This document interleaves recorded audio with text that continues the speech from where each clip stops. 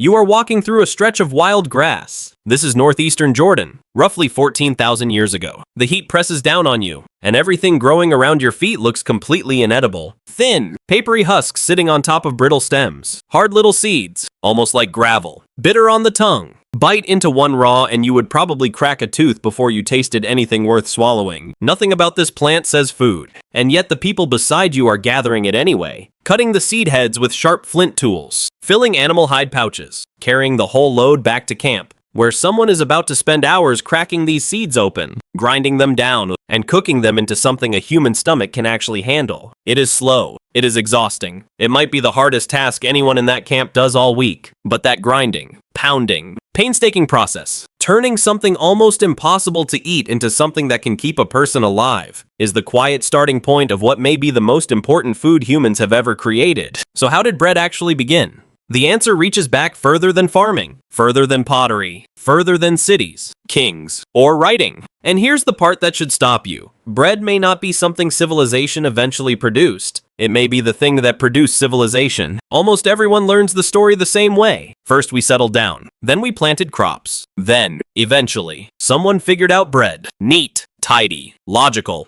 It's also based on what archaeologists have dug up over the last 20 years, likely backwards. In 2008, an archaeobotanist named Amaya Aranzotegi, working out of the University of Copenhagen, published findings that quietly upended that timeline. Her team had spent years excavating a site called Shubeka 1, a hunter-gatherer camp tucked into Jordan's Black Desert. Inside two ancient fire pits, they uncovered 24 charred crumbs. Once examined closely, those crumbs turned out to be flatbread, made from wild grains and the ground-up roots of a marsh plant. The date on that bread, about 14,400 years old. That's roughly 4,000 years before a single human being planted a crop on purpose anywhere on Earth. Sit with that for a second. People with no fields, no farms, no fixed homes, no stored harvest waiting for next season, and they were already baking bread. Deliberately, step by step, because this wasn't luck. It took harvesting the right grain, stripping the husks, grinding everything into flour on stone, mixing that flour with water, then baking the dough in hot ash. 5 distinct stages, each one needing its own skill, its own tool, its own inherited knowledge. You don't fall into that process by accident. Someone taught someone else. That's a recipe, passed down by people history assumed weren't capable of anything that sophisticated. If a story like that can rewrite what we thought we knew about the origins of civilization, imagine what else is waiting in the ground. Hit subscribe, because this channel exists to dig up exactly those stories. And this is only the beginning of how bread quietly changed everything. Shubeko 1 is not an isolated case. Once researchers started looking for early bread, they kept finding it. And every new discovery pushed the date further back. Move west to Israel, to a site called Ohalo 2, submerged for thousands of years under the Sea of Galilee before drought exposed it. Archaeologist Ehud Weiss, from Bar Ilan University, identified grinding stones there coated in starch residue from wild barley. The age of that site, roughly 23,000 years old. That's 9,000 years earlier than Shubeka 1, and still 14,000 years before organized farming existed anywhere. Then go further still, to Grotta Puglici in southern Italy. There, archaeologists uncovered a stone pestle used to grind plant starch into flour, dated to about 32,600 years ago. Similar grinding tools, carrying the same telltale starch residue,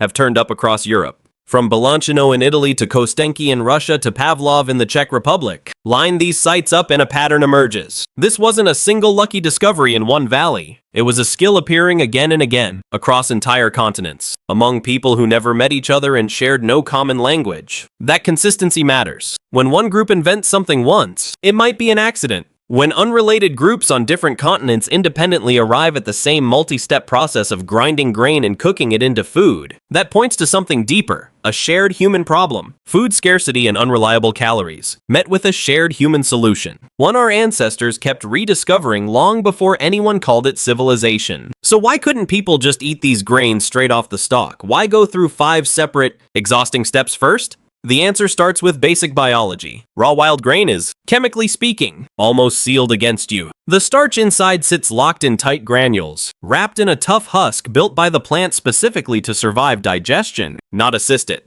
Chew a raw seed and your body extracts almost nothing. Most of it would pass straight through you, undigested, wasted, to get real energy out of grain. Humans had to break that lock. Grinding crushed the husk and shattered the starch granules apart. Heat finished the job, unwinding the starch structure through a process called gelatinization, turning something biologically inert into something your digestive system could actually break down and absorb. Grinding plus fire wasn't an upgrade to eating grain. It was the only way eating grain worked at all. This is where human anatomy adds another layer to the story. Compared to other great apes, human intestines are noticeably shorter relative to body size, while our brains are dramatically larger and far more energy hungry. Anthropologists call this trade-off the expensive tissue hypothesis. A smaller gut that costs less energy to run, paired with a brain that burns roughly 20% of the body's daily calories at rest. That's an extraordinary demand for an organ that makes up only about 2% of body weight. But a shorter gut is also a less forgiving one. It has less time and less capacity to break down tough, fibrous, unprocessed food, which means our ancestors were, in a sense, stuck. They needed calorie-dense food to fuel an increasingly hungry brain, but their own digestive systems were getting worse at extracting energy from raw plants unassisted. Processing outside the body became the workaround. Grinding and cooking functioned almost like a second stomach, doing part of the digestive work externally, before food ever reached the mouth. In that light, grain processing wasn't a lucky discovery. It was closer to a biological necessity, one that let a shrinking gut keep pace with an expanding brain. There's a second piece to this puzzle: fermentation. Raw grains also carry phytic acid, a compound that binds to minerals like iron and zinc and blocks the body from absorbing them properly. Left to sit and ferment slightly before baking, that phytic acid begins to break down, freeing up nutrients the body couldn't otherwise reach. Even gut bacteria appear to have adapted alongside this shift, growing more efficient at processing fermented, starch-rich foods over generations. None of this was understood in any scientific sense 14,000 years ago. Nobody was thinking about gelatinization or phytic acid, but trial, error, and habit passed down through generations arrived at the same result science would later explain. Grinding and fire didn't just make grain taste better. They made grain usable at all. Here's the question that changes everything. If bread existed thousands of years before farming, could bread be the reason farming started in the first place? That's not a settled fact. It's one of the more compelling hypotheses in archaeology today, and it deserves to be treated that way, as an idea supported by real evidence, not a proven conclusion. The case starts at Göbekli Tepe, a site in southeastern Turkey excavated by archaeologist Klaus Schmidt beginning in the 1990s. What he found there reshaped how researchers think about the deep past. Massive carved stone pillars, arranged in circles, built around 9500 BC, roughly 11,500 years ago. That's before pottery,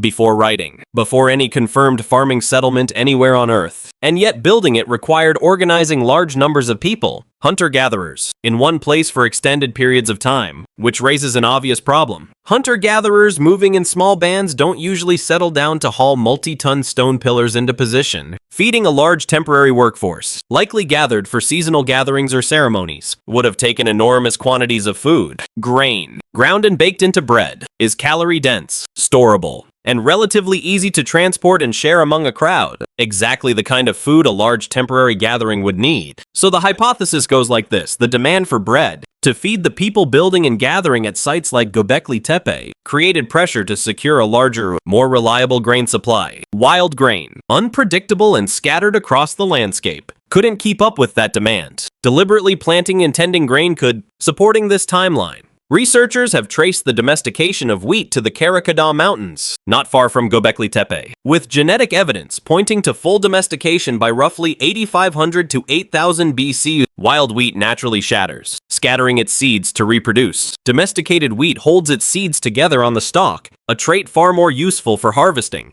and one that only spreads if humans are deliberately selecting and replanting the seeds that stay intact. Put those pieces together and a striking sequence appears. Bread first, then large gatherings built around consuming it, then mounting pressure for a steady grain supply, then farming. It's important to be honest about the limits here. Correlation in timing isn't proof of causation, and not every archaeologist agrees. Bread was the deciding trigger behind agriculture. Population growth, climate shifts, and resource scarcity were likely tangled up in this transition too. But the sequence at Göbekli Tepe suggests something worth sitting with. Farming may not have been the reason bread began. Bread, and the hunger to keep making more of it, may have been the reason farming began at all. Once grain could be reliably grown, bread didn't stay the same simple flatbread baked in ash. It started evolving, and each shift in bread pushed human society forward with it. The first major leap happened most likely by accident. In ancient Egypt, Egyptian bakers were already mixing ground wheat flour with water to make flat, dense loaves. At some point, probably because a batch of dough sat out too long and picked up wild airborne yeast, someone noticed something strange. The dough puffed up on its own before baking. That accidental discovery became leavened bread. The science behind it is straightforward once you understand fermentation. Wild yeast feeds on the sugars in flour and releases carbon dioxide as a byproduct. Wheat flour happens to contain a protein called gluten, which forms a stretchy, elastic network when mixed with water and kneaded. That gluten network traps the carbon dioxide bubbles instead of letting them escape,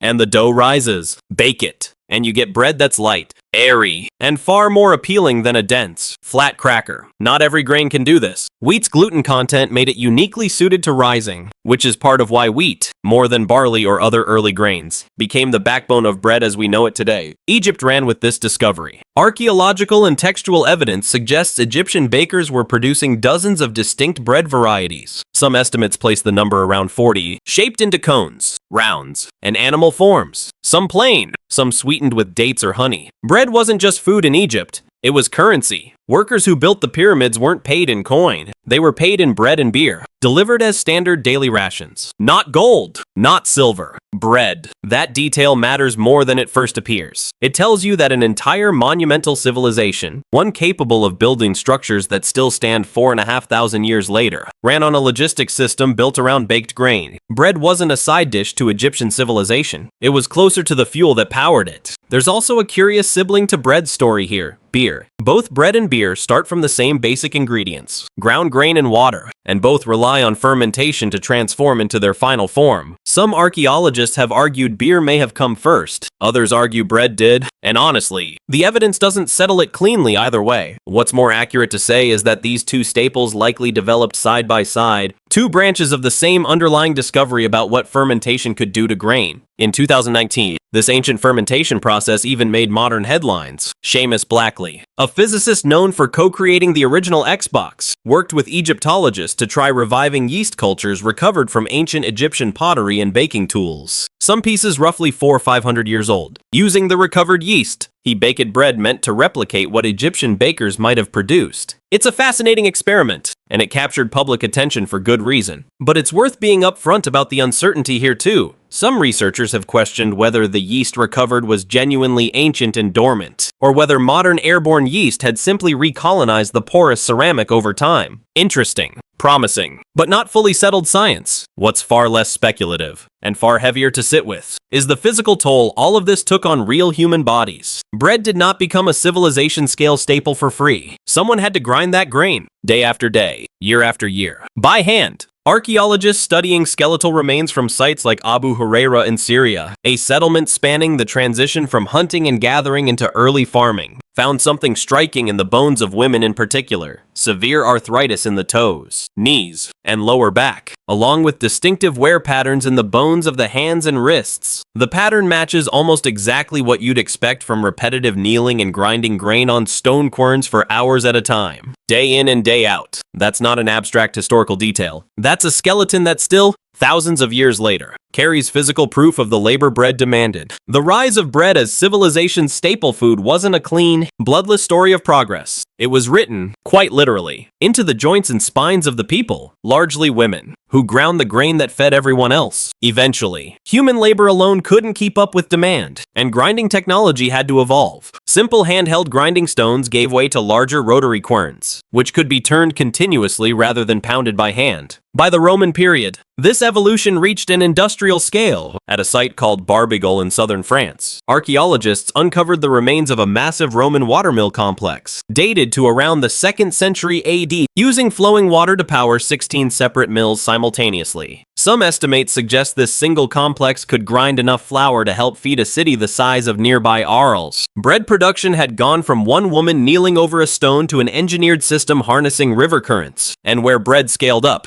political power followed closely behind. In Rome, the phrase panem et circenses, bread and circuses, described how emperors kept the population content.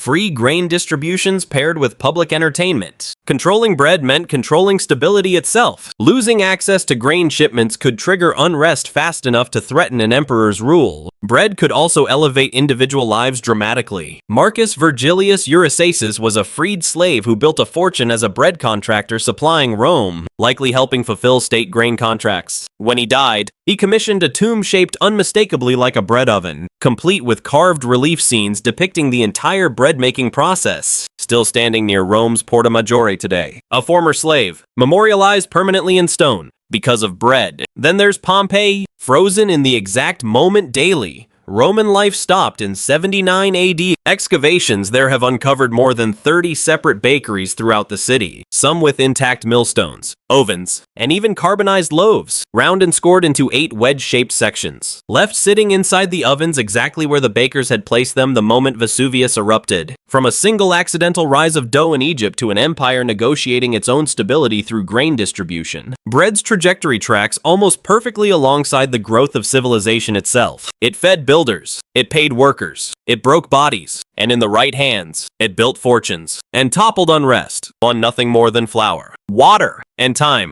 By this point, bread had already reshaped bodies, economies, and empires, but its influence didn't stop at logistics and labor. It worked its way into language, religion, revolution, and even the invention of writing itself, embedding itself so deeply into human civilization that most people never notice it's there. Start with how strange it is that bread wasn't invented once and spread outward. It was invented over and over again, independently, by cultures with no contact with one another. In Mesoamerica, corn was ground and cooked into tortillas. In the Horn of Africa, teff grain was fermented and cooked into the spongy flatbread known as injera. In South Asia, wheat became naan and roti. Across the Middle East, pita in parts of South America. Ground corn became arepas. Different continents, different grains, different climates, and yet the same basic idea kept resurfacing. Grind a starch, add water, apply heat. That pattern is worth pausing on. When isolated human populations, separated by oceans and thousands of years, keep arriving at the same solution independently, it's strong evidence that this wasn't a lucky one-off invention passed hand to hand around the globe. It points to something closer to a universal human response to a universal problem.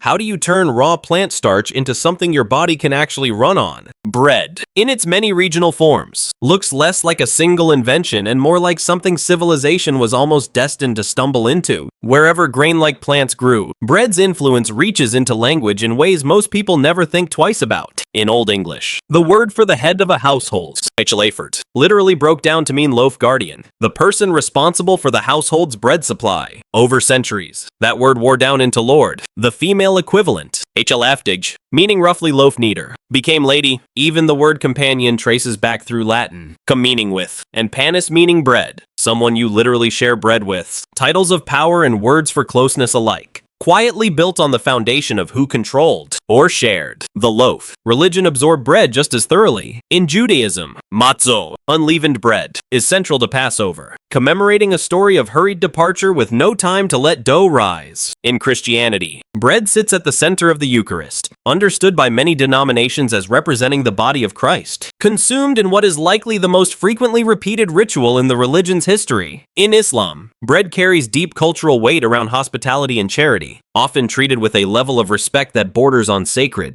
rarely thrown away or wasted. 3 major world religions, independently, folded bread into their most central rituals. That's not decoration. That's a staple food important enough to become a stand-in for the sacred itself. Bread's power wasn't only symbolic. Sometimes it was combustible enough to bring down governments. In 18th century France, bread wasn't a minor household expense. It was the dominant cost eating into a working family's income, with some estimates suggesting it consumed a large majority of what laborers earned just to keep their households fed. When grain harvests failed and bread prices spiked in the years leading up to 1789, the resulting anger didn't stay confined to bakeries. It fed directly into the unrest that toppled the French monarchy. Worth noting, the infamous line often attributed to Marie Antoinette, "Let them eat cake," was almost certainly never said by her. Historians have traced similar phrases to writings that predate her by decades. But the myth surviving this long tells you something on its own.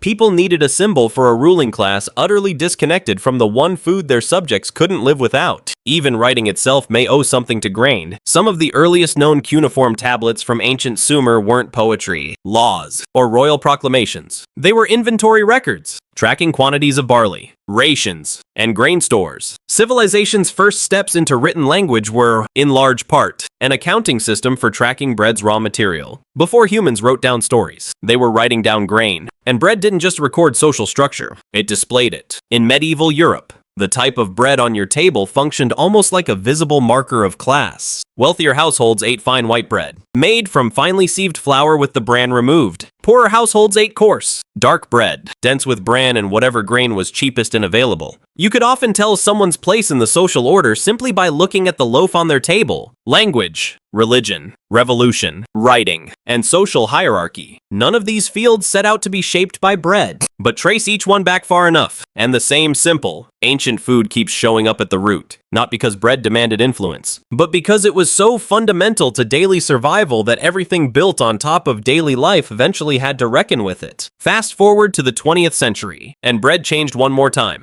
Though this shift had almost nothing to do with survival and almost everything to do with convenience. In 1928, a machine built by Otto Rohwedder made sliced bread commercially possible for the first time. So useful and so popular that it eventually gave us the phrase "the best thing since sliced bread." Then in 1961, British bakers developed the Chorleywood process, a method using intense mechanical mixing to cut bread production time down from hours to minutes. Bread had gone from a multi-step ritual passed down through generations to something manufactured at industrial speed, wrapped in plastic, sitting on a shelf. Which brings us back to that field in Jordan, 14,000 years ago. Nobody harvesting those wild seeds knew they were doing anything historic. They weren't thinking about farming, or empires, or religion, or writing. They were hungry, and they were trying to solve that problem with whatever the ground gave them. That's really the heart of this whole story. Civilization wasn't built by people chasing greatness. It was built by people chasing their next meal. One exhausting, glamorous step at a time. Grinding, mixing, baking, over and over, for thousands of years, until those small daily decisions accumulated into something none of them could have predicted. Bread wasn't invented once by someone brilliant. It was invented again and again, by ordinary people solving an ordinary problem. And that, honestly, might be the most human thing about it.